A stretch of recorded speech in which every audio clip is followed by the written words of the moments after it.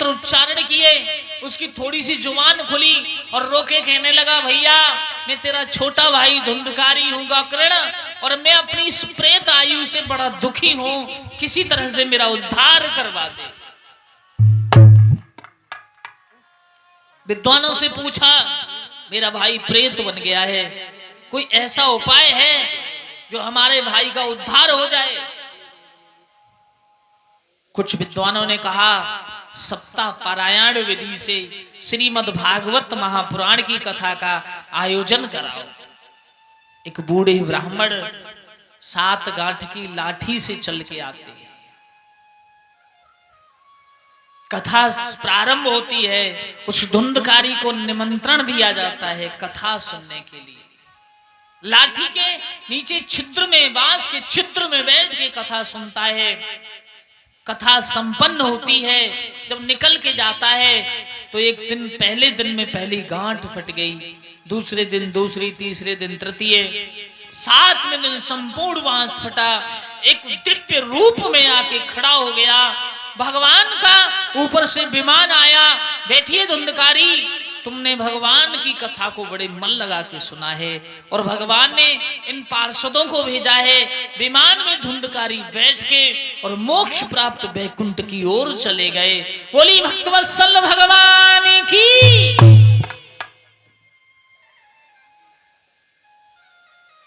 हमारे और आपके जैसे लोग कहने लगे, महाराज ये विमान बड़ो अच्छो है, जब विमान में बैठे को तो हमारो मन चल लो है। भगवान के पार्षद बोले, तुमने मन लगा के कथा ही नहीं सुनी। कथा सुनने वाले भी ये 3 प्रकार के होते हैं, एक श्रोता, सोता और आश्रोता। एक श्रोता बड़े ध्यान से कथा सुनते हैं, वो श्रोता होते हैं। एक आश्रोता होते हैं, ना दूसरे को सुनने देते हैं और ना खुद सुनते हैं। और एक होते हैं सोता। सोता कैसे होते हैं? घर भी मन नहीं लग रहा, चलो पांडाल में चलना है, थोड़ी बहुत देर कथा सुनेंगे, वो नींद आ जाएगी, घर सोए गए, आराम से सोते रहो। तो जितना समय व्यतीत करो भगवान के द्वार में, बड़ी मन लगा के हमें बैठना चाहिए।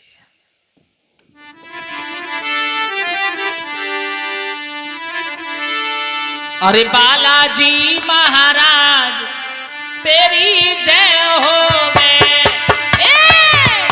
श्री बालाजी महाराज तुम्हारी जय हो मैं।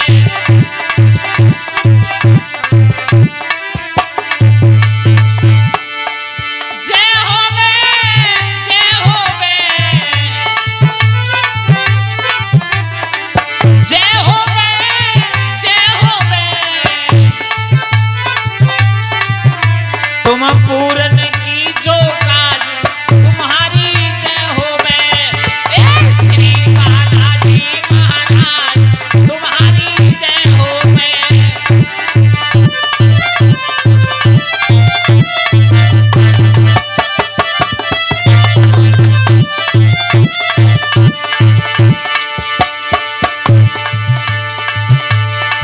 गाँव जरीपुर नगर धाम सुहाना,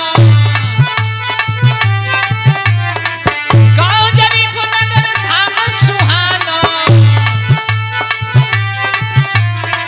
रामपाल भय प्यारा दीवाना। तुम भगतन के प्रतिपाल तुम्हारी जय हो मैं। श्री बालाजी महाराज तुम्हारी जय हो मैं।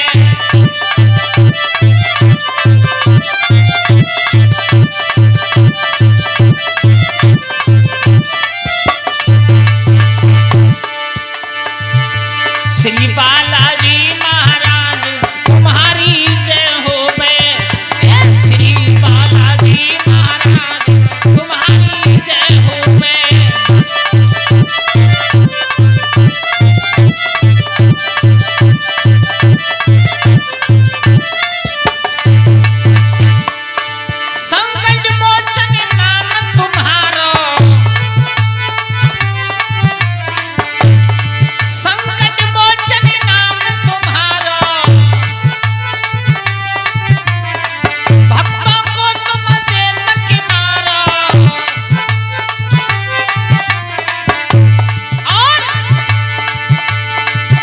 तुम करते बेड़ा पार तुम्हारी जय होवे। श्री बालाजी महाराज तुम्हारी जय होवे। श्री बालाजी महाराज तुम्हारी जय होवे।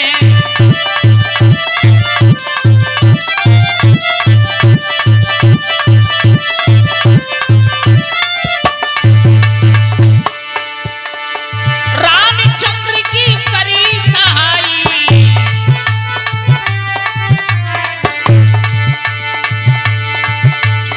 रामचंद्र की करी सहाई।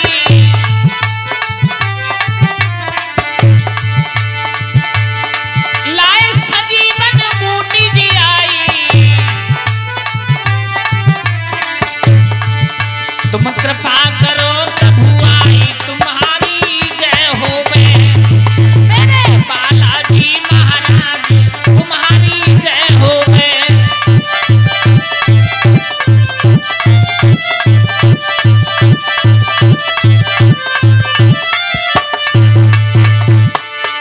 जय होवे जय होवे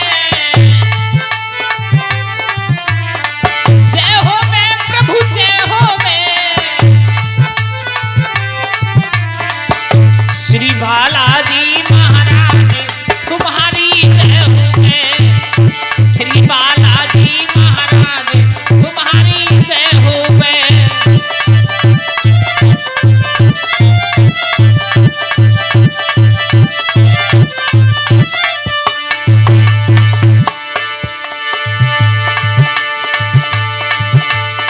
जरीफ नगर है धाम सुहानो, है जग बालाजी को दीवानो। अरे सुंदर प्यारो धाम तुम्हारी जय होवे। मेरे बालाजी महाराज तुम्हारी जय होवे।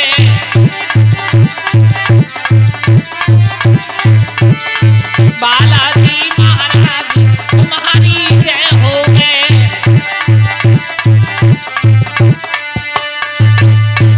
बोली बालाजी महाराज की।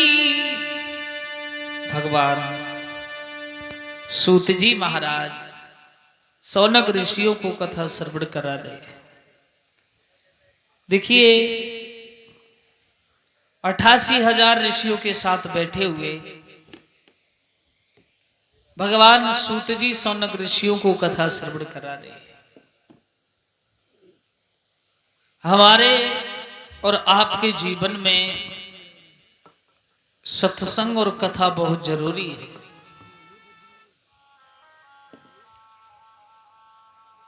सत्संग और कथा किस लिए जरूरी है? एक सत्संगी महात्मा थे, उनका काम था कि गांव-गांव जाके सत्संग सुनाना। एक किसी गांव में पहुंच गए और वो पूरा गांव पापियों का था। चिल्लाते रहे बेचारे, भैया कोई सत्संग करा लो, सत्संग करा लो, सत्संग सुन लो। ना तो काऊ ने जे कई महात्मा से के सत्संग सुनेंगे, ना काऊ ने पानी को नाम ले और ना भोजन को नाम ले। महात्मा हैरान होकर के और गांव के बाहर निकले। जब गांव के बाहर महात्मा निकले हैरान होके, तो एक बट का पेड़ था। जैसे ये बहुत बड़ा पेड़ है, बर का पेड़। महात्मा ने कहा छाया बड़ी अच्छी है, सत्संग तो काऊ ने सुनो ना काऊ ने जल को नाम ले और ना भोजन की व्यवस्था। चलो 1-2 घंटे यही सत्संग हो जाए। और महात्मा पेड़ के नीचे बैठ गए। गांव के लोग इकट्ठे हो गए। देखो कितनो मूर्ख बाबा है। इस पेड़ पर काला नाग रहता है। 2-4 खेत इधर उधर वाले कहने लगे बाबा या के नीचे मत बैठो, बहुत काला सर्प लेता है, बस जो बैठा वो गया। महात्मा बोले चलो सर्प को हम देख लेंगे, हमारा तो सत्संग चालू हो गया। सरप निकल के आओ। सरप ने कुछ बातें अच्छी सुनी सत्संग की, और सत्संग की कुछ बातें अच्छी सुनी और सरप को कुछ बातें अच्छी लगी। सो सरप अपने गुफा से पेड़ से उतर के आओ और बैठ के सत्संग सुनने लगा। तो सत्संग में बताया महात्मा जी ने कि हमें किसी को सताना नहीं चाहिए, हमें हिंसा नहीं करनी चाहिए, हमें किसी को जीवन देने का अधिकार नहीं, तो हमें किसी को मारना भी नहीं चाहिए, हम किसी के सम्मान करने के अधिकारी नहीं तो अपमान भी नहीं करना चाहिए। बहुत बातें सरप ने सुनी। सो सरप आगे बढ़ो और बाबा के पैर में नीचे को सर झुकाओ और धीरे अपनी भाषा में बोलो, गुरुजी तुम हमें चेला बनाए। महात्मा ने कही भैया चेला तो हम बना लेंगे, पर तैने बड़े पाप करे हैं, बहुत लोग खाए हैं, बहुत मारे हैं, पर ये सब कुछ तुझे त्यागना पड़ेगा। सरप बोलो आज के बाद काऊ से ना बोलेंगे, पर तुम मुझे चेला बना। सरप को सत्संग का ज्ञान देकर के और गुरु दीक्षा देके महात्मा वहां से चले गए। और जब गुरु दीक्षा देके महात्मा तो चले गए, अब सरप इतनो सीधो के बाहर पड़ो है तो बाहर ही आराम से मस्ती में रहे, और पेड़ पे चढ़ जाए तो पेड़ पे मस्ती में रहे, लेकिन वो काऊ से ना बोले। सत्संग का प्रभाव बहुत पड़ा। सो छोटे छोटे बालक आ गए। एक बच्चे ने थोड़ी सी घंटरी मारी, सरप तो ना बोलो। दूसरे ने थोड़ी सी डंडी से छेड़ो, सर्प तो ना बोलो। तीसरे ने पूंछ पकड़ के हिलाई, सर्प तो ना बोलो। चौथे ने कही अब तो जो महात्मा है वो उठाओ। तो ये वृक्ष को बड़ो अच्छो टहनी लटकी सो बाप लटका लो, एक तरफ को मोर एक तरफ को पूंछ। तो दो चार बालक हितल लटके और दो चार हितल लटके खूब झोटा खाए बाप है। सर्प सोचने लगो अगर सत्संगी नाय बनते तो अच्छे रहते। बच्चों ने खूब झूला खाया, खूब उसकी नसें टूट गई, बेचारो जमीन पे गिर गो, खींच कड़ेर के अपने बिल में घुस गो, वो नहीं निकलो। 7 दिन के बाद महात्मा लौट के उसी रास्ता से जा रहे, बोलो चलो चेला ही से मिलते चले। चेला, अरे चेला, अरे भैया कहाँ गए हो, निकल के आ। सो खींच कड़ेर के बाहर निकल के आओ, गुरुजी तुम्हारे सत्संग ने मेरी दशा खराब कर दी। बोले क्यों? जिस सब हड्डी पसली तुम्हारे सत्संग सुनवे से। तो महात्मा बोले तेने ऐसो कहा करो। बोले मैं काऊ से बोलो ही ना है। तो बालकन ने मेरा झूला बना लो, खूब झूले। तो महात्मा बोले मैंने काटवे को तो मने करी, मैंने भुस्कार मारे को थोड़ो मने करी। भुस्कार मारते सो बच्चे बच जाते। तू अधूरा चेला रह गया, पक्का नहीं बना। तो किसी ने कहा है कि इतने सीधे भी मत बन जाओ कोई कि हमें सर्प की तरह बीच में से तोड़ डाले। सत्संग सुन के सुधर तो जाओ, लेकिन सर्प जैसी फुसकार अपने अंदर जरूर रखो। बोली वृंदावन बिहारी लाल की।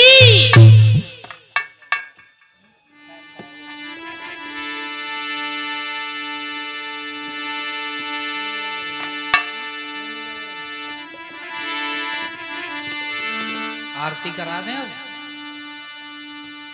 कल से टाइम बढ़ा देंगे धीरे धीरे।